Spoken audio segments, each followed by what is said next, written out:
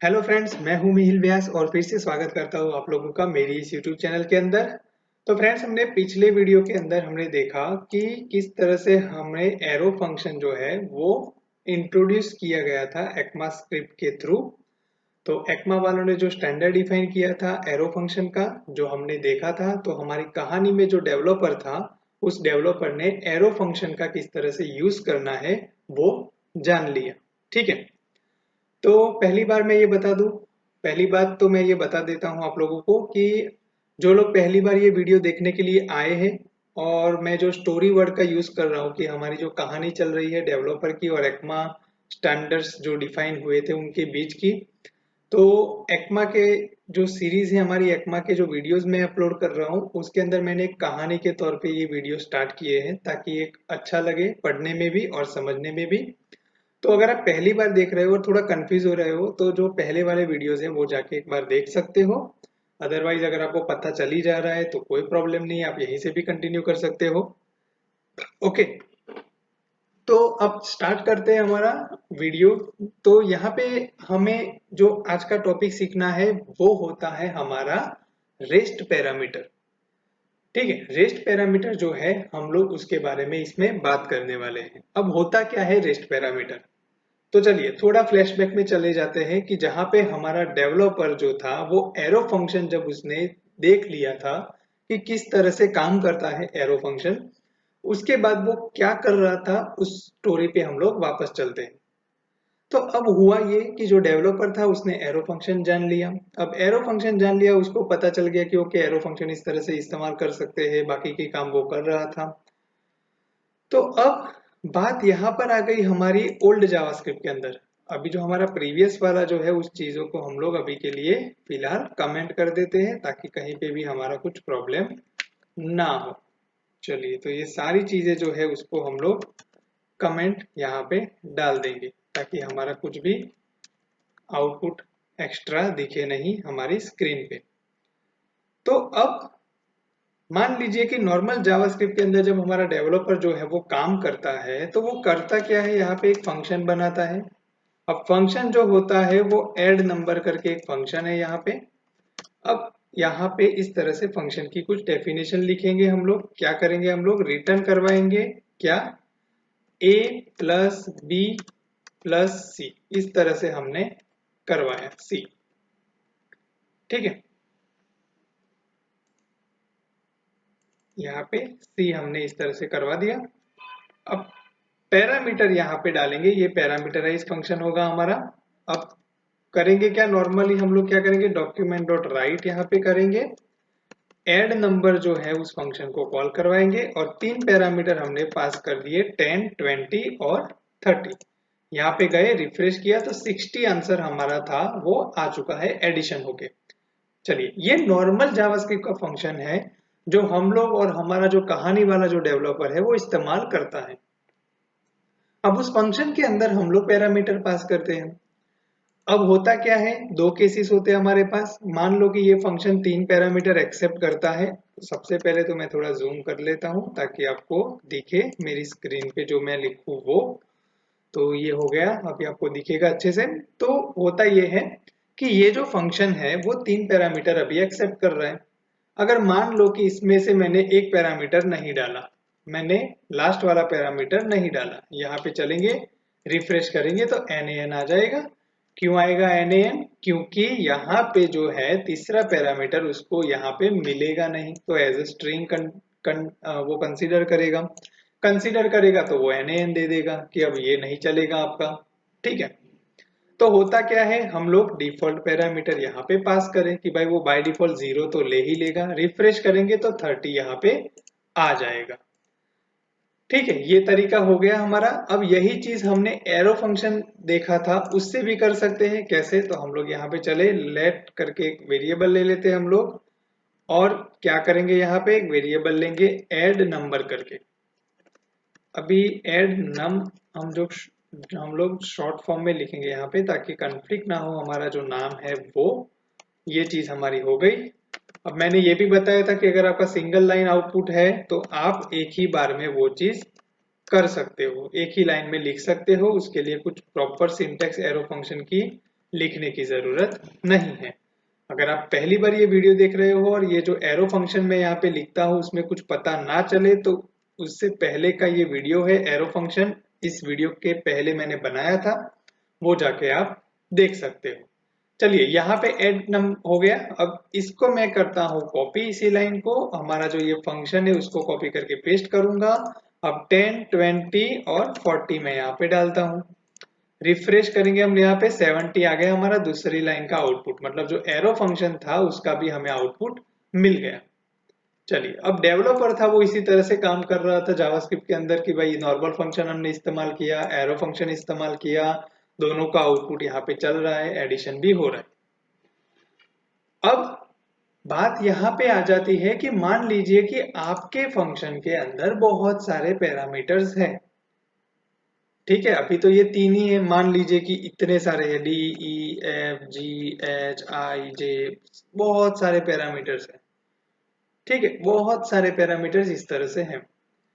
अब फंक्शन क्या होता है, एक कॉमन कोड, एक ब्लॉक ऑफ कोड जो आपका मल्टीपर्पज के लिए या कॉमन यूज करवाने के लिए आपने कहीं पे एक बार लिख के छोड़ दिया है। अब जहीं कहीं पे भी आपको जरूरत है उस लॉजिक को बिल्ड करने की, आपको सिर्फ उसको फंक्शन को कॉल करवाना है पैरामीटर पास करके।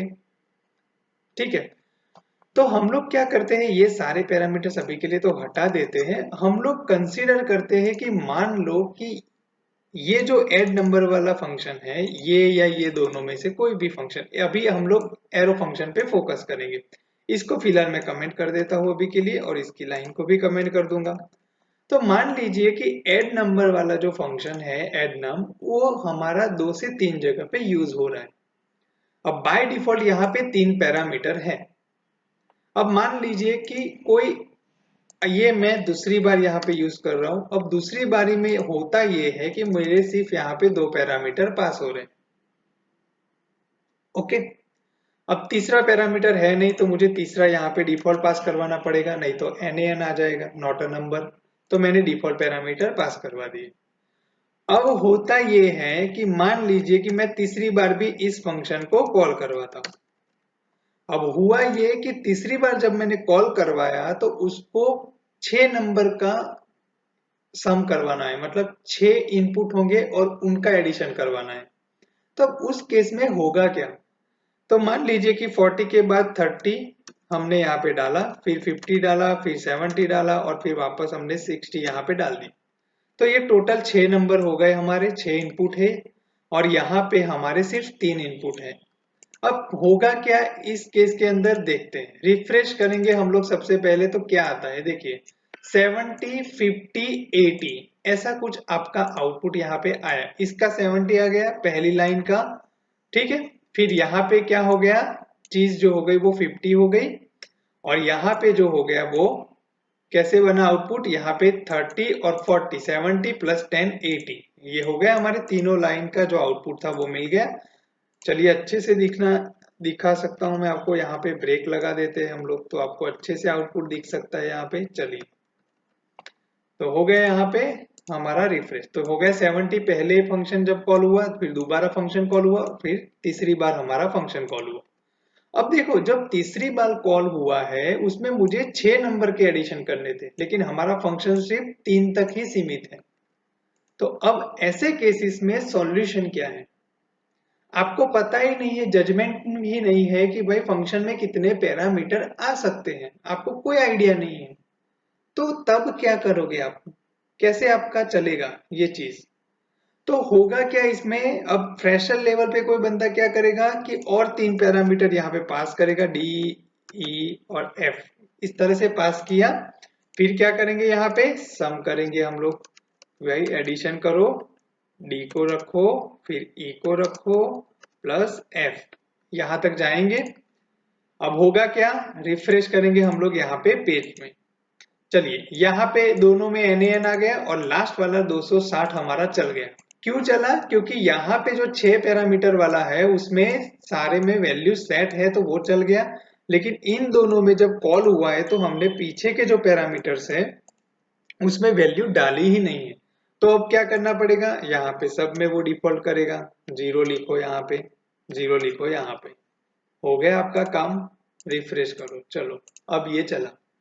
तो देखिए जब जब आपके पास पैरामीटर्स का प्रॉब्लम होगा कि आपको आइडिया ही नहीं है कि कितने पैरामीटर आने वाले हैं, कौन से पैरामीटर होंगे, तो आपको ये दिक्कत रहेगी कि आपको हर बार वो पैरामीटर्स फंक्शन में ऐड करवाने जाने पड़ेंगे, ऐड करवाओगे और फिर आप वापस उसको डिफॉल्ट वैल्यू लोगे, क्योंकि दूसरे में अगर नहीं आएंगे तो फिर वो NaN देगा या फिर आपका आउटपुट ढंग से नहीं आएगा।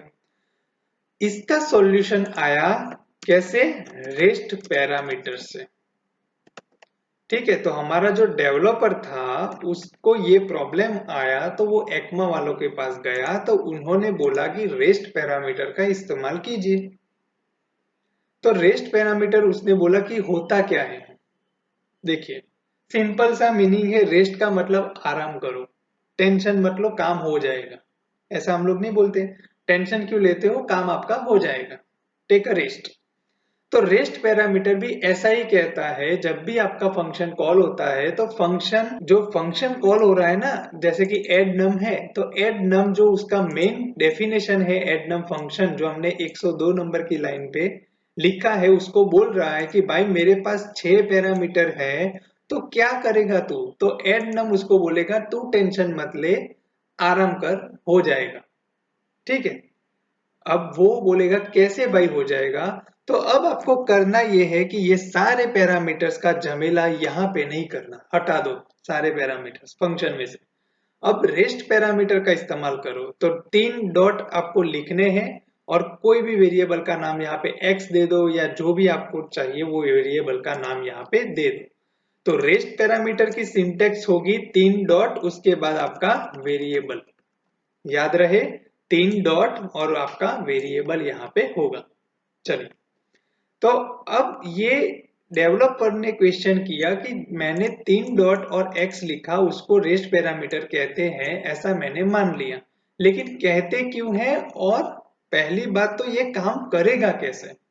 यहाँ पे तो 6 पैरामीटर आ रहे हैं, पहली बार कॉल करवाए उसमें 3 पैरामीटर डाले थे, दूसरी बार में 2 पैरामीटर डाले थे, आखिरी में 6 पैरामीटर डाले हैं, और यहाँ पे आप कहते हो कि हमने सिर्फ एक पैरामीटर 3 डॉट के साथ डाल दिया, उसको आप रेस्ट पैरामीटर कहते हो। अब करेंगे कैसे हम लोग सम, तो अब वो लोग बोलते हैं कि ये लाइन भी हटा दीजिए, आप ये सब कुछ हटा दीजिए अभी के लिए। अभी मैं आपको कॉन्सोल करवाता हूं, किस चीज को, एक्स को, सिंपल हमारा जो x है उसे, और x कहाँ पे है, रेस्ट पैरामीटर के तौर पे है हमारा। तो हम लोग क्या करते हैं, कॉन्सोल करवाया है तो यहाँ पे इंस्पेक्ट करवाना पड़ेगा हमें, इंस्पेक्ट करवाएंगे तो पता चलेगा हमें क्या होगा। तो कॉन्सोल में जाएंगे, अब मैं रिफ्रेश करता हूं, तो ये देखिए आपको कुछ आउटपुट मिलेगा। पहली बार जो फंक्शन कॉल हुआ है उसका आउटपुट क्या मिला, एक एरे में मिला, 10 20 40 मिला, जो कि कहाँ पे था, उसका पैरामीटर यहाँ पे 10 20 40, जो कि हमने कॉल करवाते वक्त कॉल मतलब लिखा था। फिर दूसरा जो फंक्शन कॉल हुआ उसका आउटपुट एरे में क्या आया, 10 और 40, जो कि हमने पैरामीटर में डाला था 10 40। तीसरी बार जो फंक्शन कॉल हुआ है उनके जो पैरामीटर्स 6 थे वो 6 के 6 एरे में आ गए हमारे यहाँ पे। ठीक है, तो जो रेस्ट पैरामीटर है वो क्या करता है कि आप एक बार फंक्शन बना लो और वो फंक्शन मल्टीपर्पज आप कहीं पे भी इस्तेमाल कर रहे हो, आपको पैरामीटर की कुछ परवाह ही नहीं है कि कितने पैरामीटर आने वाले हैं, आइडिया नहीं है, तो आपको उस फंक्शन में रेस्ट पैरामीटर का इस्तेमाल करना है। अब जैसे ही आप रेस्ट पैरामीटर का इस्तेमाल करोगे तो क्या होगा, जितने भी पैरामीटर आपने फंक्शन को कॉल करवाते वक्त डाले थे वो सारे के सारे एक एरे में आ जाएंगे।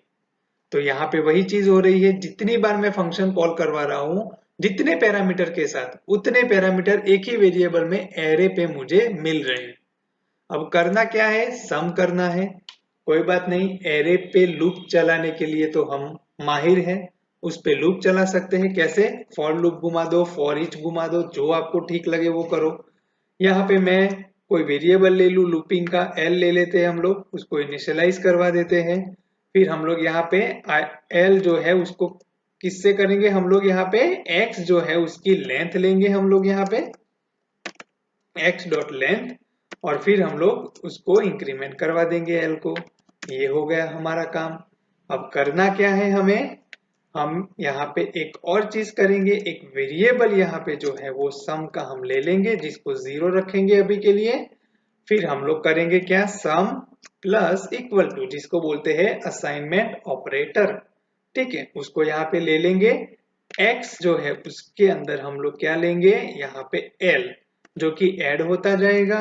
अब हमें रिटर्न क्या करवाना है, सम, तो यहाँ पे सम को रिटर्न करवा देंगे। तो अब देखते हैं कि हमारा आउटपुट क्या आ रहा है, एरे आ रहा है या फिर कुछ और ही आ रहा है। तो ये कंसोल हो गया हमारा। अब देखिए यहाँ पे 70, 50, 260 हमारा चलने लगा। ये आउटपुट हमारा डॉक्यूमेंट और राइट में आ गया। अब पहले जो आ रहा था वही का वही आउटपुट हमारा यहाँ पे भी आने लगा है। समझ गए? तो देखिए ये है रेस्ट पैरामीटर। कितना हेडेक कम हो गया कि जब पैरामीटर्स का आइडिया नहीं है तो आप रेस्ट पैरामीटर का इस्तेमाल कर लो। डेवलपर बोला, मान गए। आपने जो ये तरकीब निकाली है रेस्ट पैरामीटर की, जो इंट्रोडक्शन आपने जो दिया है वो बढ़िया है, इससे बहुत फायदा है डेवलपर को। अब देखो ये डॉट वाली जो चीज है ना, आप रिएक्ट में देखोगे, अगर आपने देखा है रिएक्ट या पढ़ा है रिएक्ट, पता है कहीं से भी, तो देखना कि वहां पे कुछ पैरामीटर्स में डॉट डॉट डॉट का इस्तेमाल करना है, करते हैं वो लोग। वो चीज यहां से इंट्रोड्यूस हुई है आपकी रेस्ट पैरामीटर से। फंक्शन के लिए रेस्ट पैरामीटर होता है।